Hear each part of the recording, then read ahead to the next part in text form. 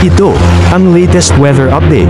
Alamin ang pinakasariwang ulat panahon ngayon dito sa Information TV Educational Channel. Nakaapekto pa nga rin ng northeast monsoon sa northern Luzon at central Luzon, samantalang shear line ang nakakaapekto sa silangang bahagi ng southern Luzon. Asahan nga natin yung maulap na papawirin na may mga ulan sa Cagayan Valley, Cordillera Administrative Region at Aurora. Iyan ay dahil sa northeast monsoon. Maulang panahon na rin yung inaasahan natin sa may Camarines Norte, Camarines Sur, Catanduanes at Quezon. Ito ay may mga isolated na mga thunderstorm. Ito naman ay dahil sa shear line. Mas magandang panahon sa nalalabing bahagi ng ating bansa, kung saan sa nalalabing bahagi ng Central Luzon at Ilocos Region may mga tsansa na may hinang pag-ulan, at sa Metro Manila at nalalabing bahagi ng ating bansa may mga tsansa naman ng mga localized thunderstorms. Sa kasalukuyan, wala pa naman tayong namomonitor na low pressure area or bagyo sa loob or malapit sa ating Philippine Area of Responsibility. Para naman sa lagay ng ating panahon bukas, asahan pa nga rin natin itong northeast monsoon na magdadala ng mga paulan sa silangang bahagi ng northern at central Luzon, particularly na sa Cagayan Valley at Aurora. Shear line naman na magpapaulan sa silangang bahagi ng southern Luzon, particular na sa Bicol Region, pati na rin sa Quezon. Sa nalalabing bahagi ng Luzon, asahan naman natin yung mas magandang panahon, at dahil nga sa epekto ng northeast monsoon, mga may hinang pag-ulan yung ating inaasahan. Agwat ang temperatura bukas sa Metro Manila ay 22 to 30 degrees Celsius. 15 to 22 degrees Celsius sa may Baguio, 22 to 29 degrees Celsius sa may Tagaytay, at 20 to 25 degrees Celsius sa may Tugigaraw.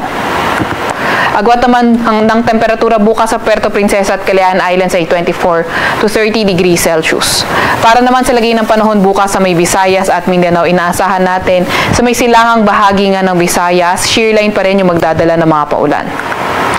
Sa nalalabing bahagi ng Visayas at Mindanao, mas magandang panahon, pero may mga tsansa pa rin tayo ng mga localized thunderstorms.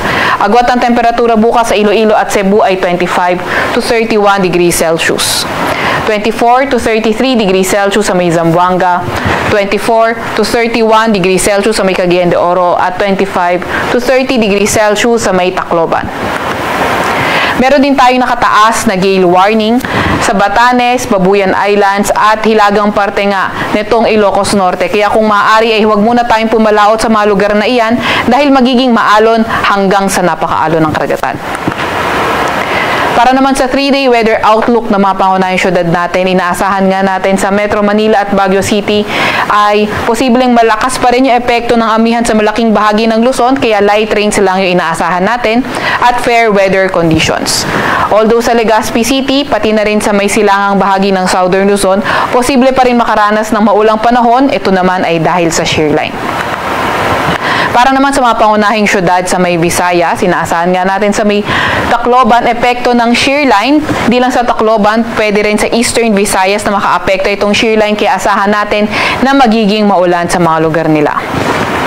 Metro Cebu at Iloilo City, mas magandang panahon kung saan may mga tsansa lang na mga localized thunderstorms.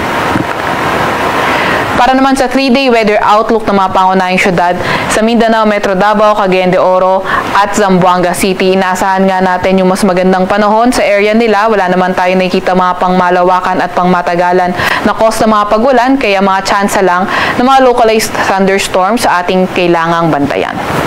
Metro Davao, 33 degrees Celsius ang pinakamataas na temperatura, 24 to 32 degrees Celsius sa may Cagayan de Oro City, at 24 to 33 degrees Celsius sa may Zamboanga City. Sa Kalakhang, Maynila, ang araw ay lulubog ng 5:42 ng hapon at sisikat bukas ng 6:23 ng umaga.